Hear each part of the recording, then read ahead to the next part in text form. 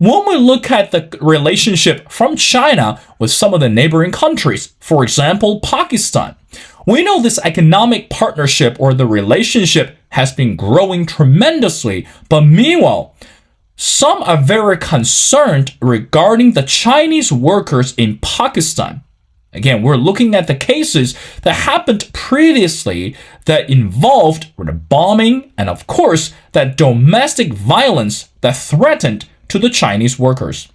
How should we understand the relationship between China and Pakistan today? And also given the fact that how do we know that the security for the Chinese workers in Pakistan can always be guaranteed? Well, ladies and gentlemen, it's my great honor to invite our distinguished speaker, who is the Dr. Ayesha Siddiqa. Dr. Siddiqa is a senior fellow with the Department of War Studies of King's College, London, and she was previously the director of naval research for the Pakistan Navy. Well, Dr. Siddiqa, and welcome to The Missing Piece. Thank you so much. Well, Dr. Siddiqa, as we mentioned before, initially when I discovered you, because this amazing article that you wrote, which is entitled, Security for Chinese Workers in Pakistan Will Always Be Elusive. Now, as I mentioned in the intro, there's no denying regarding this economic partnership between China and Pakistan. But why, at this moment, when we talk about the security and the safety for Chinese workers in Pakistan should top the agenda? What is the message that you're trying to deliver? Okay, thanks for the question.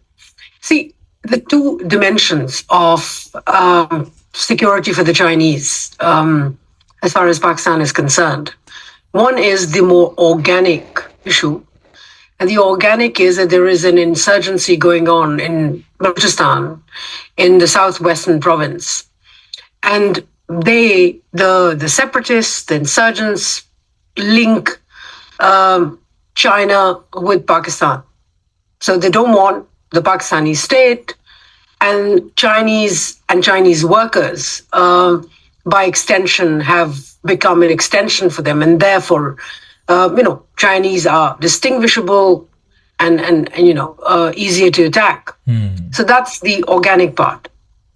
But the argument I'm trying to make here is that it almost seems that this lack of security for the Chinese is almost deliberate.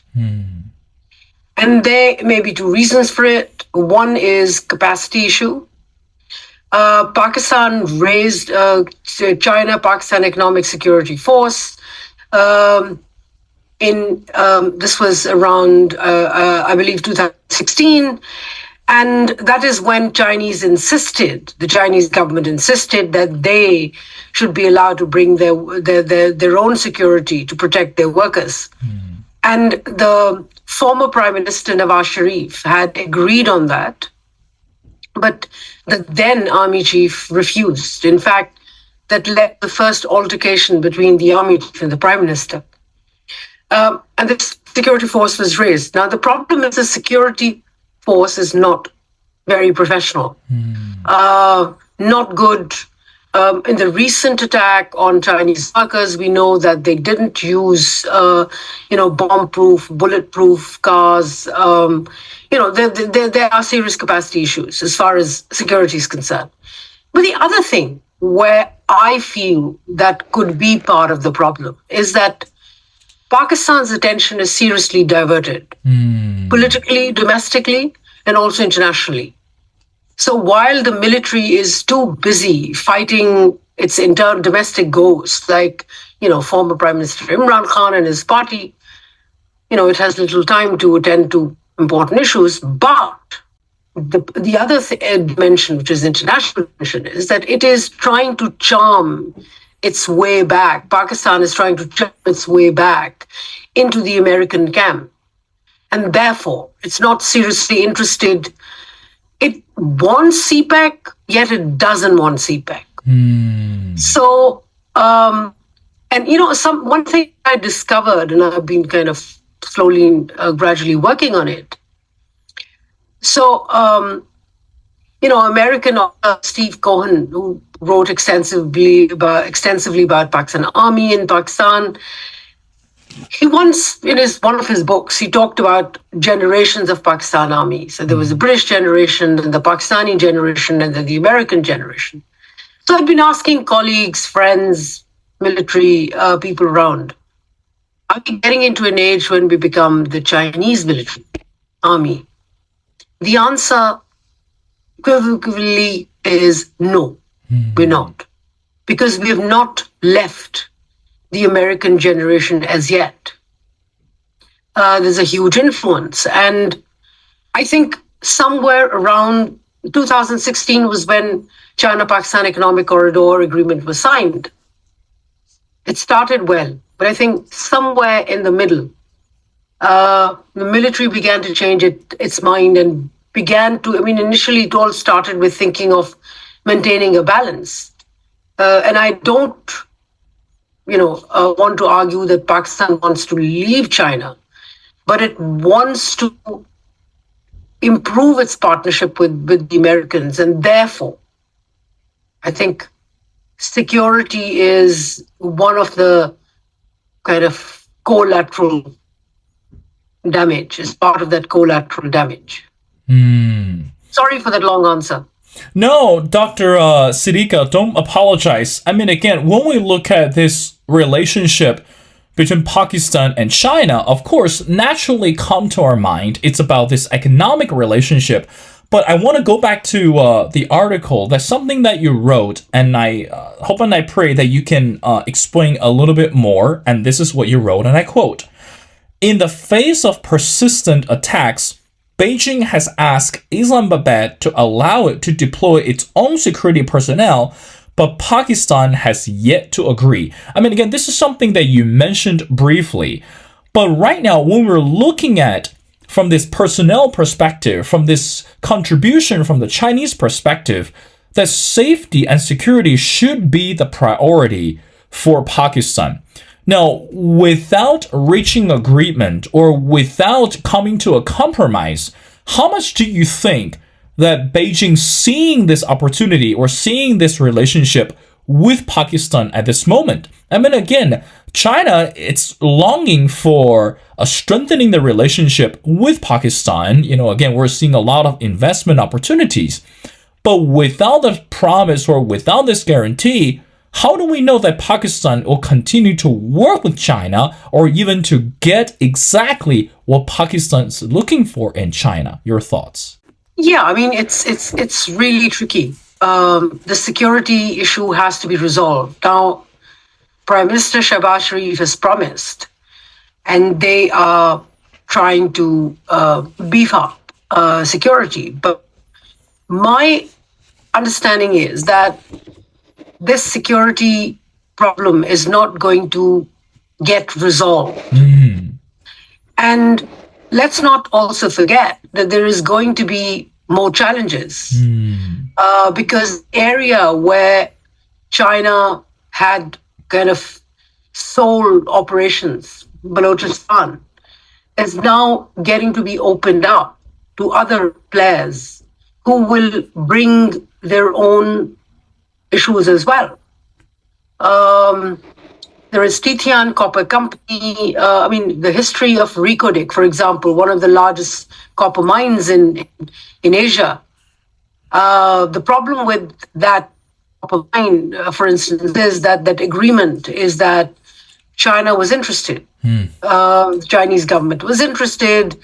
The Supreme Court of Pakistan around 2006-7 gave a judgment in it, which it revoked the contract which Titian Copper Company had. It has share of Australian Barrick Gold, I believe a Peruvian company, Canadian company as well. That's what makes Titian Copper Company. But later on, the way things panned out, not going to get into the details, but there is another very interesting story out there. That agreement and the way it was handled, Titian Copper Company is back, right? So China didn't have the possibility, wanted to get the contract, it can't get the contract, period. And So 50% of the share of Reko Diq copper mine is with Titian. Another 50% is being given to Saudi Arabia, not being offered to China, but to Saudi Arabia.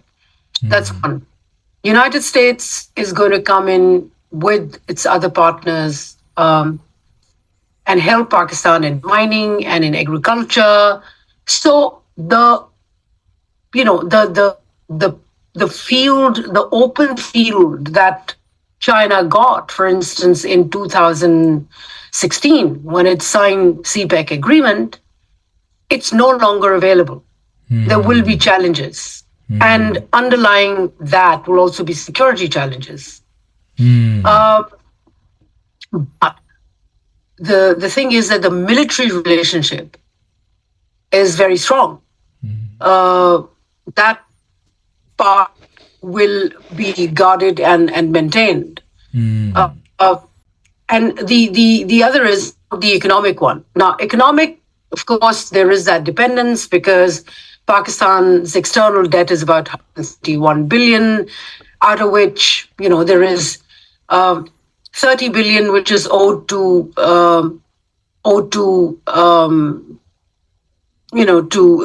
China. But if you look at it, the larger debt, it's about 67%.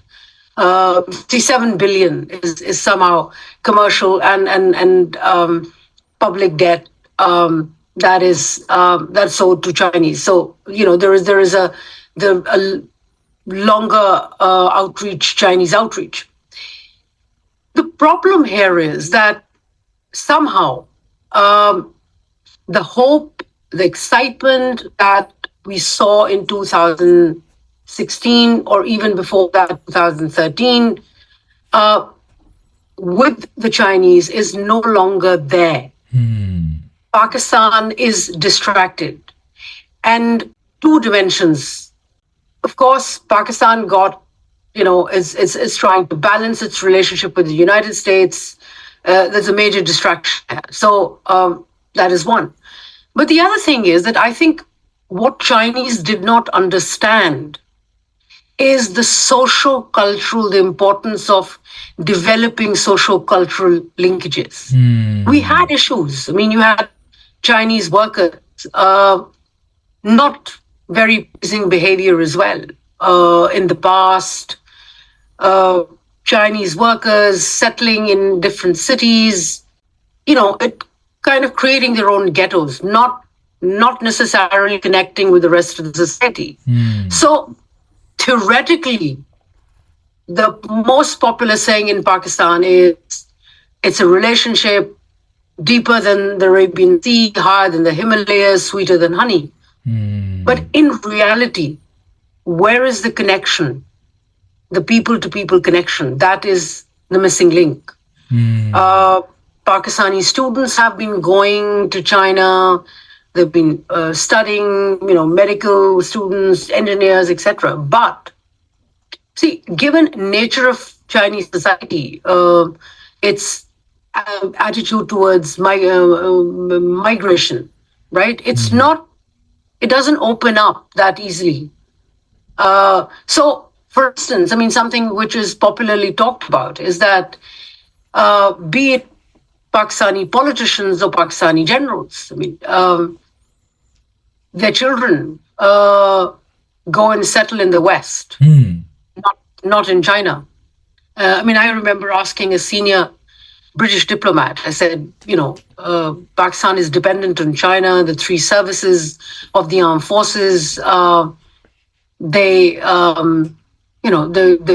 dependent on Chinese weapons, no longer that kind of a dependence on the West. And the person looked at me and said, but we, the West, has the soft power. He's right. And let's not forget, Pakistan's linkage with the West is very, very deep. It goes back to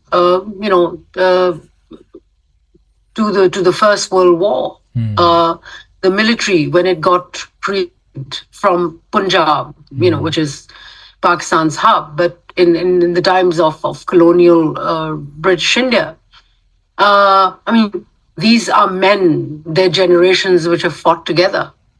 So to displace that linkage needs a different strategy that was never used. I mean, I mean, now I'm in London, but my own experience with the Chinese, the journalists, for example, was that there was a whole team of 15 journalists, and I remember the first time I met a Chinese journalist was at the dinner of an Indian diplomat. And there was this gentleman sitting in one corner of the sofa, not really very interested in connecting with others. But, I went over, introduced myself, started chatting, realized that there was a huge team. And the only people they met was, whom the government introduced to them or government was comfortable with. I think this outreach to people is something which China has not done in all these years. Dr. Siddiqa, I agree with you 100%. Again, that's why it's important. It's not just about this economic partnership. It's not just about this political interest. Most importantly, again, from the local perspective, it's about this common sense that people are longing for between the two countries. I mean, again, I want to ask you two more questions before letting you go. Now, recently, the Pakistan embassy in Beijing came out with a piece of news that designed a program and specifically to invite Chinese students or Chinese scholars to visit Pakistan in exchange for academia or look at business opportunities, etc. Now, let me ask you a question. When we look at this initiative from the embassy in Beijing, again, to the whole world or to the nation in China, is it too late to take initiative? Or in other words, how effective can we expect that today, when we look at post-pandemic period, that more students are still interested from China to Pakistan for academia purposes, business investment, or perhaps even explorations? What do you say to that? See, it's never too late, but I'm just concerned about the structure of that engagement. How independent would it be? It would be really, do I have an access to a Chinese academic and scholar as somebody working on Pakistan? The answer is no. The Chinese don't reach out. And this reaching out via government, yes, that's one opportunity. But there has to be more independent outreach and engagement. We want to seriously learn. I mean, it's a huge neighbor. China is a significant power, right? And this engagement, which should be, mutual learning. I can tell you, the Chinese will come, the students will come. They put money on the table. They would be ready to do programs, etc. But that's what we thought when CPEC agreement was being signed, that it's China and nothing else. I mean, you see, I look at relationship as pre-2013, we had a relationship which was more military. 2013, things started to change. Xi Jinping, began to talk about BRI, about China-Pakistan Economic Corridor and all of that. So there was a different kind of an interest. And that was also a period when United States was initially pivoting and pivoting with its own new strategy of Indo-Pacific. And so moving towards India, moving away from Pakistan. And that was a period when there was a bit of a blank as far as West is concerned. military also shifted. The Nawaz Sharif government then was very excited. They were super excited. It still is. But something began to change in 2016-17. I mean, what the Chinese must understand is that there is still a very strong pro-US lobby in the military. And I feel that struck back. And now that we are trying to engage with both, those, that element will always be there. That there is an American angle, that a Western angle which will be there. Firstly, secondly, I think Pakistan also recovered strategically. I mean, the thinking from that process when it thought that China would be now the sole power, to understanding that no, in a multipolar world, it will have to manage relations. Now, the problem is, I mean, for example, I've cited in this article as well that the army chief, former army chief, General Bajwa, I mean, who would regularly go to China, by the way, and extend the hand of friendship, etc. I mean, he would privately say, we don't understand these Chinese. We don't even like their food. Their cultural differences, etc. So, West is kind of more civilized, more cultured. I mean, he spoke at International Institute of Strategic Studies in 2019, and he said that Pakistan has genetic ties with the West. And so, you reach out to us and we'll forget about China. So using China as a trade-off, that has always happened. I think what China needs to do, Chinese academics, Chinese government, is that have a larger, broader outreach. Engage with more people, not just look at who the government offers on a plate. Here are these bunch of scholars, here are these bunch of students, engage with them. That's not how. I mean, you have to begin to understand Pakistan society as well.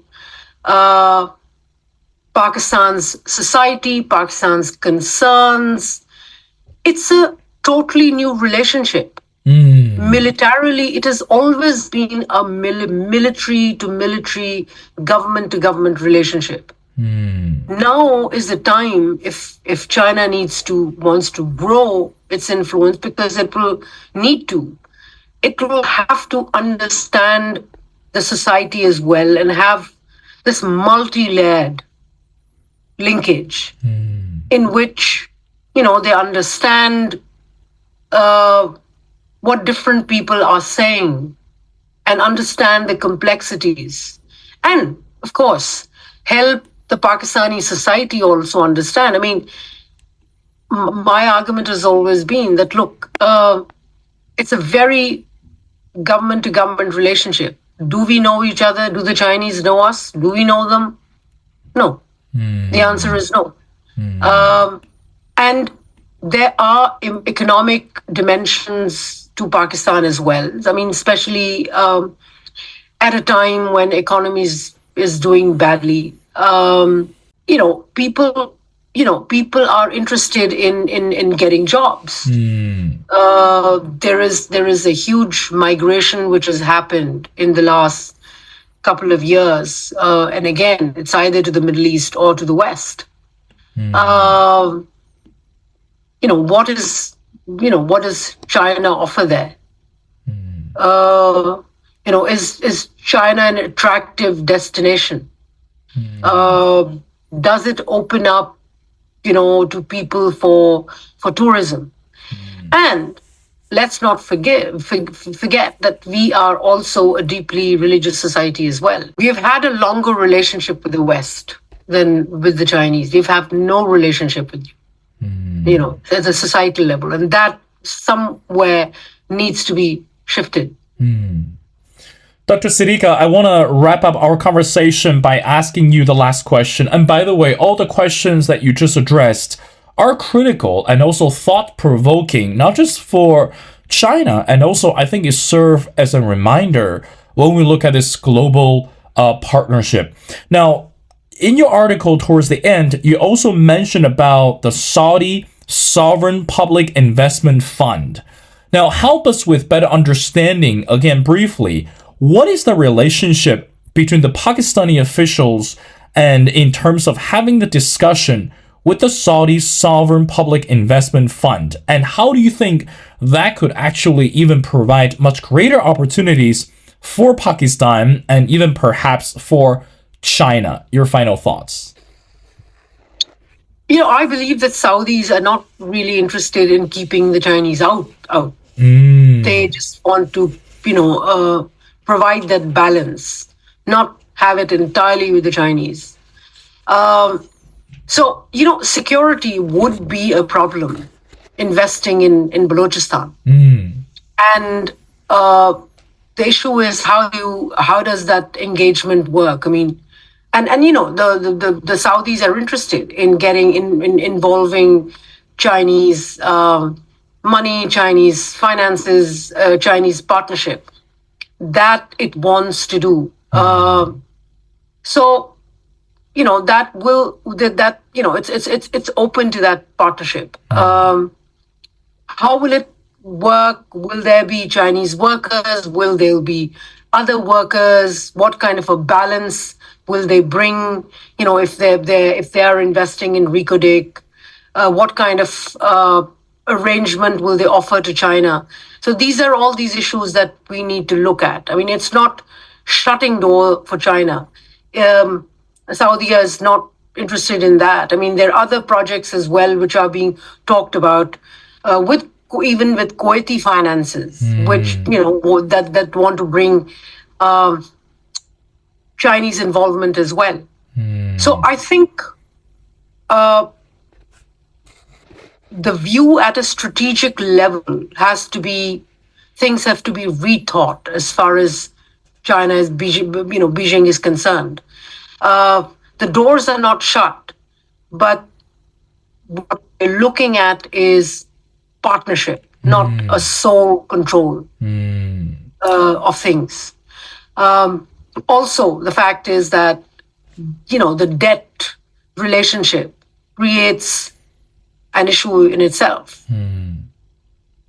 Of course, I mean, again, Dr. Siddiqa, like you said it, the whole world today doesn't need additional manipulator, but instead, we need to have this mutual, meaningful dialogue, continue to strengthen the relationship between China and Pakistan. Of course, that for China, make partnership and meaningful friendship around the world. Well, ladies and gentlemen, it's my great honor to speak to Dr. Ayesha Siddiqa. Again, Dr. Siddiqa is a senior fellow with the Department of War Studies of King's College London. And I strongly encourage everyone go online to check out her latest article, which is entitled Security for Chinese Workers in Pakistan Will Always Be Elusive. Well, Dr. Siddiqa, thank you so much for your time. It's been a pleasure. Love to have you back on the show for our future episodes when we look at the matters around the world. So thank you so much for doing this.